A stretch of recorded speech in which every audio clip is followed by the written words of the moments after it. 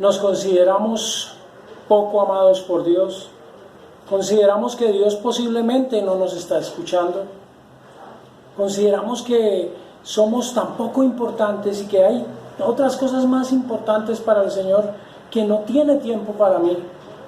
Pero aún peor, permitimos que el enemigo saque a relucir todas aquellas cosas que aún el Señor mismo ha perdonado. Y empezamos a volver a llorar sobre agua derramada y a reprochar nuestro pasado, nuestro pecado, nuestras debilidades y a culparnos, a sentir autocompasión por nosotros mismos. Pero saben, Josafat tenía claro dónde lo había puesto el Señor y sabía que ese era el lugar que Dios le había dado. Y aquí dice: mire, estamos en una tierra que tú nos diste esta tierra, tú nos diste esta condición, Señor. Así que hemos apreciado cómo este hombre tiene una percepción correcta del Dios que ama, del Dios que busca. Primero, es un hombre que ama a Dios con todo su corazón, pero segundo, es un hombre que conoce a Dios profundamente y que está interesado en escuchar a Dios y que es consciente de que Dios es la autoridad suprema sobre toda circunstancia, sobre todo conflicto, y que Él hace lo que bien le place y permite que pase en su vida lo que bien le place, pero no por eso deja de plantearle el problema que está experimentando. ¿Dios conocía el problema? Claro que Dios conocía el problema y lo conocía claramente. Dios conocía claramente cada hoyo, cada estrategia, cada arma, cada enemigo suyo. Y algo importante, mi querido hermano, es que Josafat, a pesar de saber que Dios conocía todas las cosas, ora con una franqueza, con una sinceridad, donde muestra de forma clara la situación que está viviendo. Y dice así la palabra del Señor, versículo 10, después de que en el versículo 9 dice: y clamaremos a ti en nuestra angustia, y tú oirás y nos salvarás, porque hay una seguridad de que Dios le iba a escuchar y que Dios le podía rescatar. Dice: y ahora he aquí los hijos de Amón y de Moab y del monte Seir, a quienes no permitiste que Israel invadiera cuando salió de la tierra de Egipto, por lo cual se apartaron de ellos y no los destruyeron.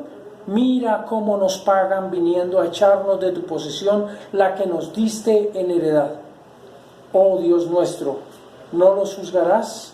Porque no tenemos fuerza alguna delante de esta gran multitud que viene contra nosotros y no sabemos qué hacer, pero nuestros ojos están vueltos hacia ti.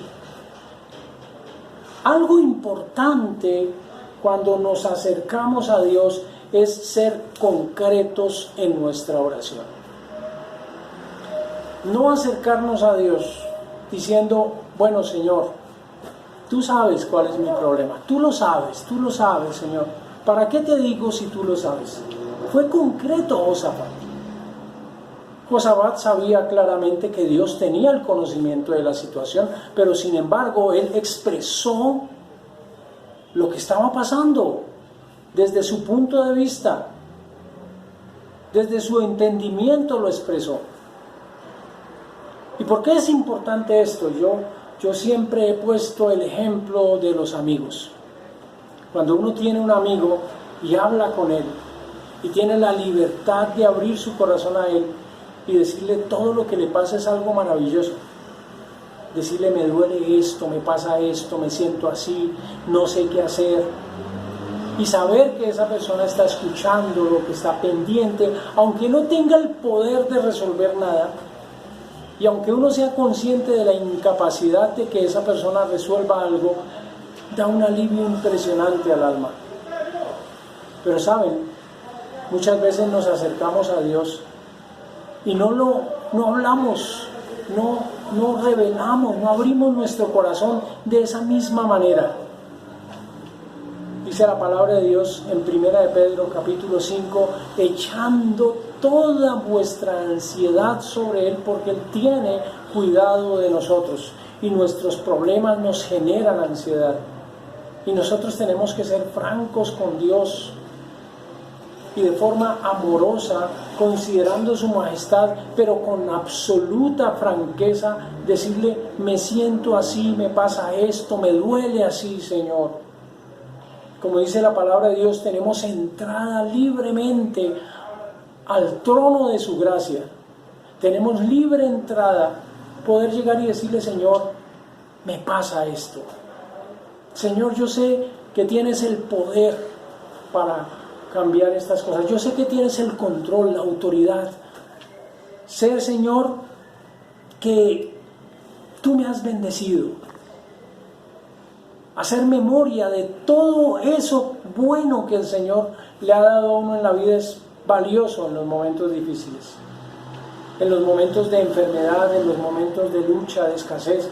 Recordar a ese Dios que en otros momentos te ha sanado, en otros momentos te ha provisto, en otros momentos te ha consolado, en momentos de soledad te ha fortalecido y te ha confortado, en momentos de incertidumbre te ha dado luz, en otros momentos.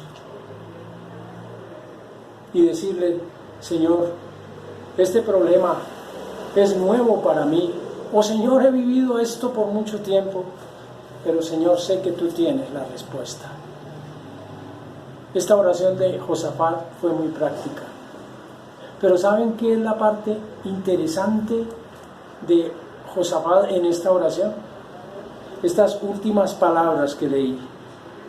En el versículo 12 dice: oh Dios nuestro, no los juzgarás. En otras palabras, está diciendo: Señor, en medio de la desesperación, el rey fija los ojos en Dios y pide ayuda.